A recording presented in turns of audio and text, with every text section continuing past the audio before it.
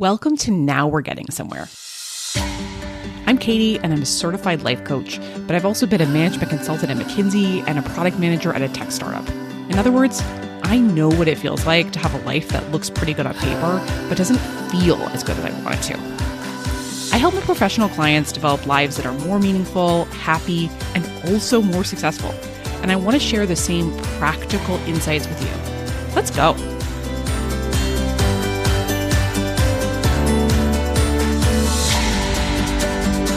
Everybody. I hope you're all doing really well today.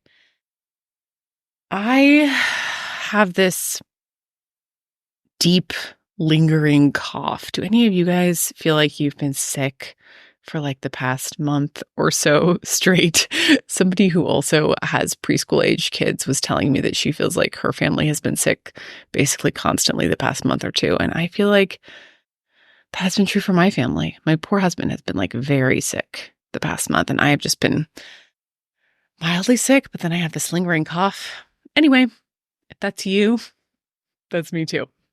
Okay, so today I wanted to share with you a concept that I have developed over the past year or year and a half.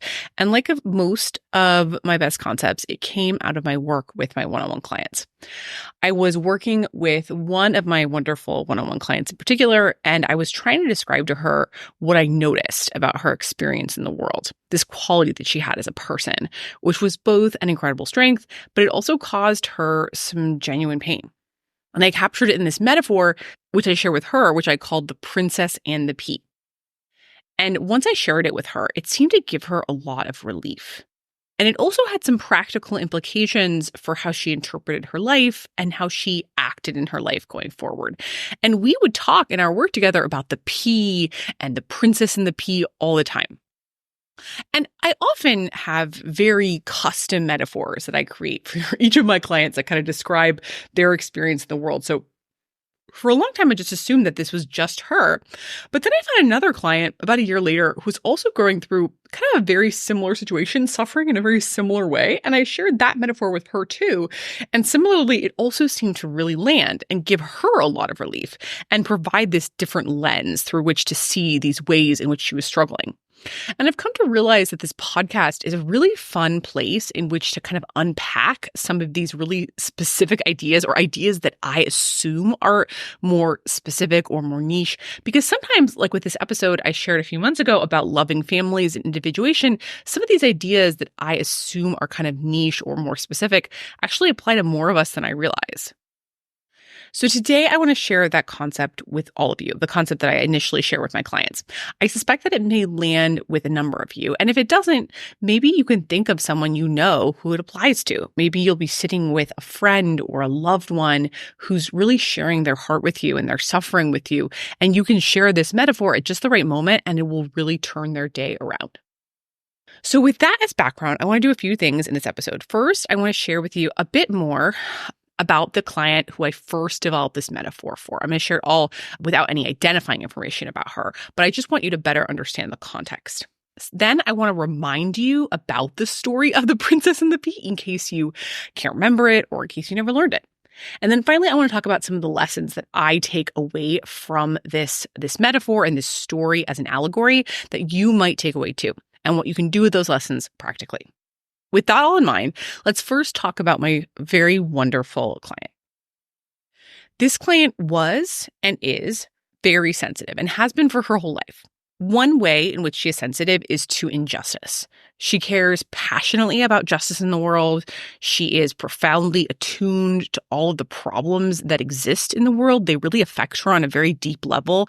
And she's chosen to really dedicate her life to improving the world for all of the people in it. Simultaneously, she has brought this sensitivity, this attunement to her personal relationships. She can sense conflict. She can sense when a friend might be not telling herself the truth about something that matters. Sometimes she might bring that up, but sometimes people didn't always want to talk about that, or they might sort of say, no, that doesn't really exist. So sometimes that same attunement, which is such a good thing, could cause problems in those kinds of contexts. And finally, she was very and is very sensitive to ineffectiveness or to things not working the way they should. So if she's in a job, for example, she's always able to notice, okay, this process, it's not working effectively or optimally. Here's what would make it better. And as a result, probably unsurprisingly, from a very young age in the workforce, she has always produced really excellent work because she always could identify very easily what bad work was. She was always able to avoid it and was always able to produce this excellent work. As a result, she got promoted very quickly because, like I said, her work was excellent, and she found herself leading an organization at a fairly young age. But it was actually pretty challenging for her in some ways to have attained such heights professionally at such a young age, because once she was sitting at the top, she could see many forms of ineffectiveness in all the people who worked for her and in everything that happened around her, because most of the people who worked for her were not as attuned as she was to everything that was ineffective or not working as well as it could be. Most people are ineffective in all kinds of ways, to be honest, and most of them don't really notice it most of the time. Or if they kind of vaguely notice it, it just doesn't seem like something that's that important. So all day she would just walk around feeling frustrated at all of this ineffectiveness. And she'd try to get some of the people who worked for her to change certain things, and they wouldn't want to. And she started having some conflict with some of them, or some folks who worked for her had kind of negative feelings towards her. And it ended up being pretty stressful for her. And she eventually decided, and this was some time before we even started working together, but that she maybe didn't really want to be the one in charge. Maybe that whole thing was too stressful. So by the time we started working together, she was in more supporting roles. She was always excellent because she's so freaking good. She's so attuned to what is needed and what is not needed. But still, she also kind of still felt annoyed at all this ineffectiveness. Because yes, again, even not in a leadership role, a lot of her colleagues who were at her level or who were above her or who were below her, they just were not as effective, and they were doing things in suboptimal ways. And she was always aware of that, like, oh my goodness, they should not have run this meeting like this, or they should not have structured this project in this way. And my sense, as I sat with her, as she told me her story, as we talked about the things she was struggling with and yearning for, was that her sensitivity was this incredible source of strength for her. Her passion for justice in her relationships, in her work, but also it had caused her a fair amount of real and true suffering. Real and true suffering. She had genuine suffering in her work, in her relationships, in several important areas of her life. And as I sat with her, as I coached her, and guys, she is an extremely cool person. You would love her. I do feel that way about all my clients, but it's totally true for her too. My sense was that she mostly felt the suffering side of her sensitivity. She mostly felt annoyed by it, but she never really understood its core cause. And that this core cause was also linked to this phenomenal, astonishing strength that she had. So that's when I told her the story of the Princess and the Pea. Actually, the first time I told her about the story of the Princess and the Pea, I was like, you're just like the Princess and the Pea. And she was like, wait, what's that one again? And actually, the same thing happened with another client who I told this to later. So obviously, somehow I think that everyone knows the story of the Princess and the Pea, and that is just not the case. So now is the moment in this podcast where I am going to tell you all the story of the Princess and the Pea. In case you can't remember it, in case you never heard it, pull yourself closer to the fire and let me tell you the story of the Princess and the Pea. So the Princess and the Pea story is a Hans Christian Andersen fairy tale, and it begins with the prince and his mother, the queen. And as a personal aside, part of the reason why I probably remember this story so well is actually in high school, I was in a musical called Once Upon a Mattress, which is a musical comedy version of the Princess and the Pea. And you're never going to believe this, but I played the queen, who is a comedic villain. And she, in fact, sings an entire song just about sensitivity. So it's possible that that's part of why I know this story so well. Just maybe. But I actually went back to the original Hans Christian Andersen story for this. It's honestly just a couple paragraphs. So I'm basing this telling on that and not on the musical. But the musical is also pretty fun. Okay. So in the Hans Christian Andersen original fairy tale, there's a prince, there's a queen. The prince has reached a marriageable age, and he and his mother begin a search. They search around far and wide for a real princess. Apparently the translation from the original in Danish for a real princess, it could be real or it could even be rightful. They're looking for a rightful princess. And they search far and wide, but they cannot find a rightful princess anywhere. And at this point in the story does not say exactly what a rightful princess is. It just says that they can't find her, despite looking all around. So they go back home. And the story literally says that the prince was sad because he really wanted to find this rightful princess. And then one night, on a stormy night, with rain coming down in torrents and lightning everywhere, a young woman appears at the castle. She's completely soaked. She has rain running down her hair and through her shoes, and she's claiming to be a princess. Of course, she doesn't look like a princess. She is soaked. She's a mess, but she claims that she's a real princess. So, how can they know for sure? Well, the queen knows how to tell. She doesn't explain anything to the princess, the supposed princess, but she creates a test. She takes a normal bed and she puts a single pea on it. So a bed, one pea in the middle of it. And then she puts 20 mattresses on top and 20 eiderdown duvets on top of that. And she gives this super tall bed. We're talking one pea, then 20 mattresses, then 20 eiderdown duvets to the supposed princess to sleep on. So let's imagine this bed. There's like 40 really soft situations on there. And then a teensy tiny pea way at the bottom, which no typical person would feel. I mean, let's be realistic here. But then in the morning, the queen very casually asks the princess how she slept. And the princess says, "Oh, I slept terribly. I couldn't sleep at all.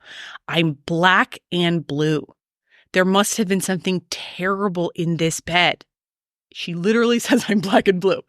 And that, the story says, is how they knew she was a real princess. Because only a real princess could be so sensitive to sense a pea under all of those mattresses. The Hans Christian Andersen story literally says at this point, nobody but a real princess could be as sensitive as that. Oh, it really lands in my body when I say that, so I'm just going to say it again. Nobody but a real princess could be as sensitive as that. And then the story ends. And this is the actual ending of the story in the English translation. So the prince took her for his wife, for now he knew that he had a real princess. And the pea was put in a museum where it may still be seen if no one has stolen it. There, that is a true story. Don't you love it when a fairy tale literally ends with, there, that is a true story. But anyway, so he marries this princess, which they knew to be a real princess because she had a garbage night of sleep when she slept on 40 mattresses and duvets with a single pea underneath. And I love this story. I am obsessed with this story. And I'm especially obsessed with it for people who are in my clients' shoes because of 3 things that it points to. The first lesson of this story, and maybe the most important thing of all, is that this level of sensitivity, this capacity to sense a pea under 40 soft duvet mattress situations, that is a positive thing. It's a valuable thing. Think about it. The most important, the most valuable people in the world of this story, the royalty, who, whatever you think of royalty in real life, in the allegory of this story, they are clearly the most important people. When royalty is looking for a person for the prince to marry, the one thing they will not sacrifice on or compromise on is that she has to be a sensitive woman. Doesn't matter what she looks like, how she's dressed, that she shows up soaked in the middle of the rainstorm. The way they can tell whether she's a true princess, they don't ask, who her father is or what her wealth is. They look at her sensitivity. And it's not just any sensitivity. This princess is crazy sensitive. Again, I just cannot say it enough. She can sense a pea under 20 mattresses and 20 eiderdown comforters. That's wild.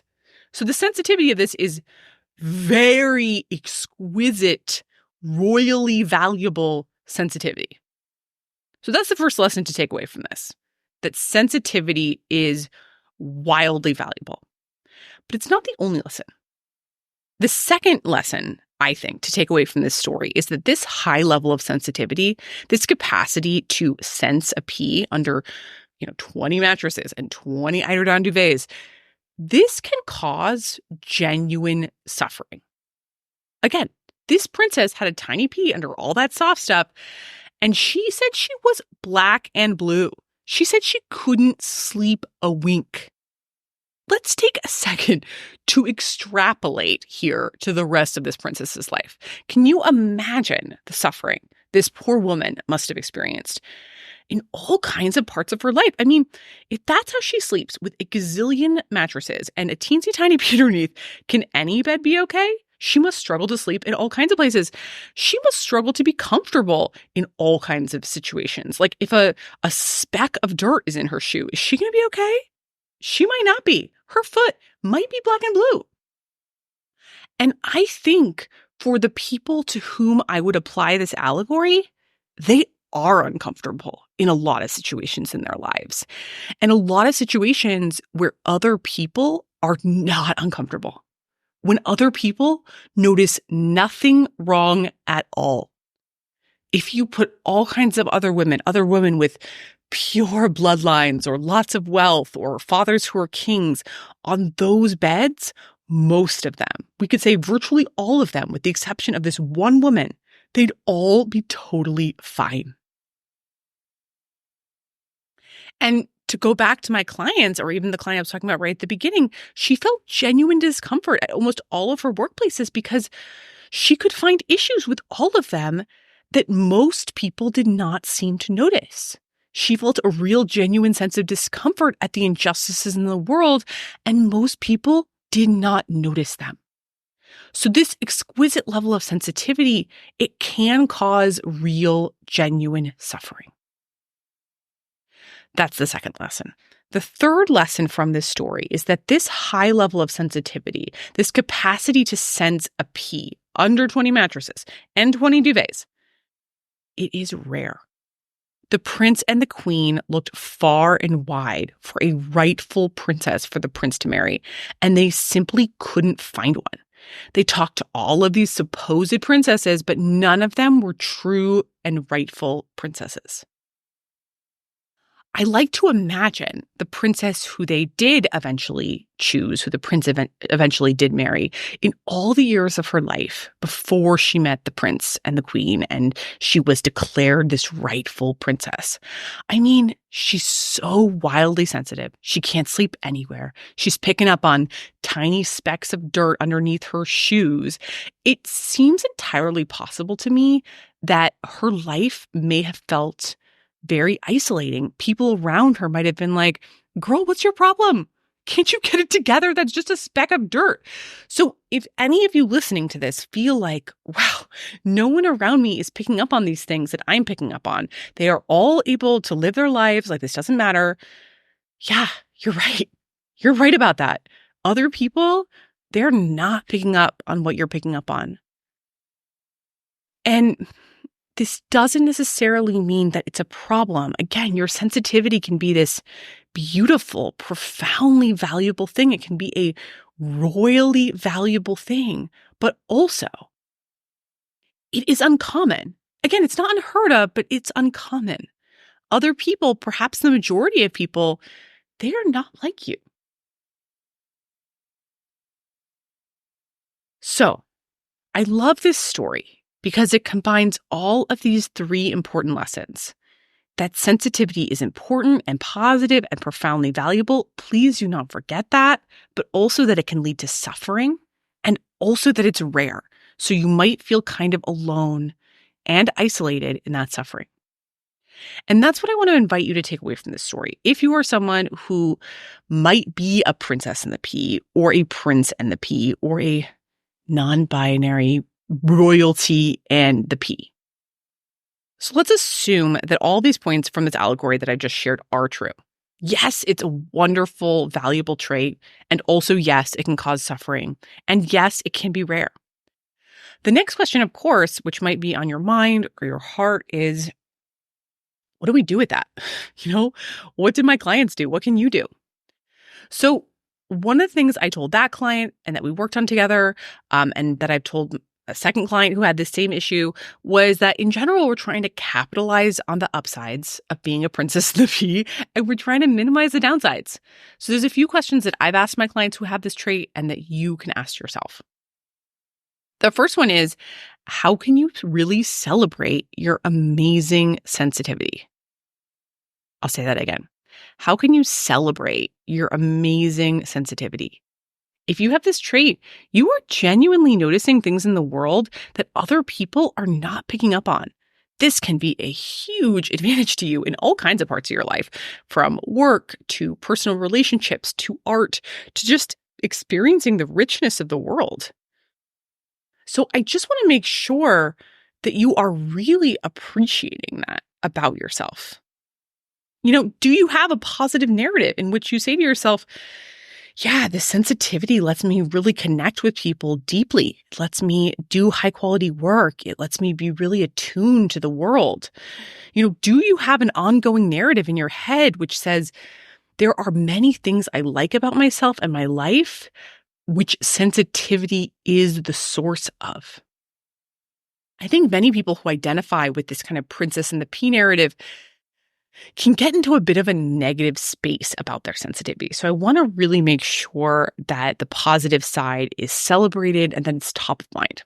That's number one. Are you celebrating that amazing sensitivity? The flip side of that is number two. Are you managing effectively the challenges that you are going to face with your sensitivity? And there can be two challenges in particular. The first one is, if there is isolation, what story are you telling yourself about what that means? If there's isolation, what story are you telling yourself about what that means? Are you making it mean that you are bad? Like maybe you're bad at making friends or bad at keeping friends or bad at work in some way. Again, we can get very negative about our sensitivity. Is it possible that it could mean something different? Like you have an unusual capacity, which again has both strengths and weaknesses, and it will affect how you show up in relationships, whether that is friendships or romantic relationships, or even the relationships at your work. And also, could you keep that sensitivity in mind as you pursue social relationships or work relationships? Like maybe you're looking for other folks who might be as sensitive or who do want the kind of relationship that you as a sensitive person might want.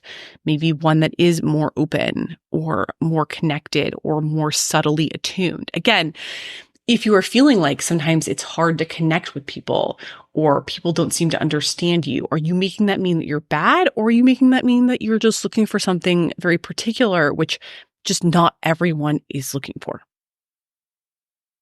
So that's one challenge to manage, the isolation. And of course, the other challenge that sensitivity can often lead to is frustration. Because as I shared with my client, you might be picking up on all of this finely tuned information, and other people often don't even notice that. And that can be really frustrating. So again, this would be a second question about managing the downsides of this sensitivity. What do you make it mean that other people don't even notice this? Do you make it mean that everyone around you is an idiot? Or do you make it mean that, everyone doesn't totally pick up on this frequency that I pick up on, and everyone is capable of different things in this world? One of them can make you feel angry all the time, and the other one can feel like a more neutral observation about the nature of the world. Some of my clients with this trait have found it helpful to develop kind of a different filter or a different standard in addition to their natural one. So for example, they might find that they need to explicitly define, what good work is as only like 70% or even like 50% of what their intuition for good work might be. Because it might turn out that their standard, because again, they're so sensitive, might be so high that it can kind of like counterintuitively cause problems.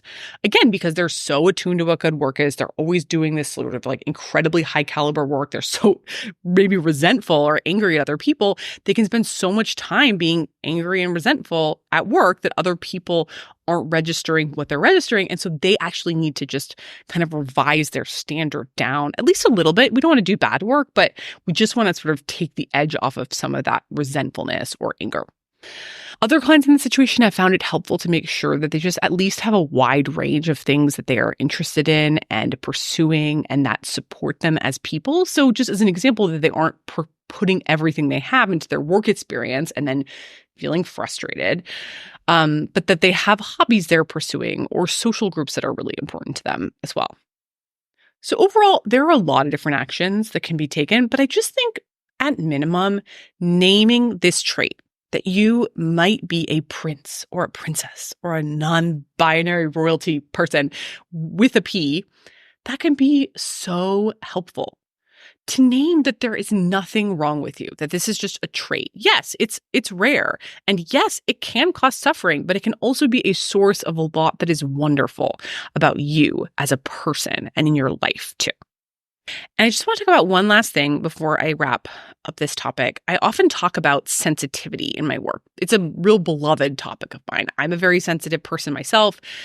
And I just want to name that there are a number of very different versions of sensitivity in the world. I probably alluded to the concept of highly sensitive people or HSPs before in my work, either on my podcast or in my newsletter. It's a real special topic of interest to me. I've done some additional training focused on HSPs. I happen to be an HSP. I coach a fair number of HSPs. But you can be sensitive in all kinds of ways, including in this way, this kind of princess in the P way, without being an HSP. Actually, neither of the two clients who I initially developed this concept for were technically HSPs, though they were both very sensitive in key ways. So that's just my way of saying there's a lot of ways to be sensitive in this world. And I will do a future episode, probably one at least, on HSPs. So hold tight for that one of these days if it's of interest to you. But for now, I just want to wrap this up. I hope that this concept gives you some strength and a new perspective if you are someone who identifies as a prince or a princess or a non-binary person and the P. I hope that it gives you maybe some more insight into someone you care about, or maybe it's even someone you don't care about, but they're a colleague at work and they're kind of like driving you crazy because they're so attuned to things. Regardless, I hope it gives you some strength and encouragement for whatever is next in your day, in your week, in your month. I'm rooting for you, everyone. Till next time. If you really want to change in a meaningful, lasting way, that's when you need a life coach. Every client I've worked with has had incredibly personalized reasons why they're in the tired or anxious or stuck or uninspired state they're in. Working with me can help you identify those roadblocks, which are usually blind spots that you genuinely cannot see, and implement a profoundly customized, doable plan for overcoming them. I have a very small, high-end, one-on-one coaching practice. If you'd like to be my next client, reach out at katiesiever.com. I'd love to meet you.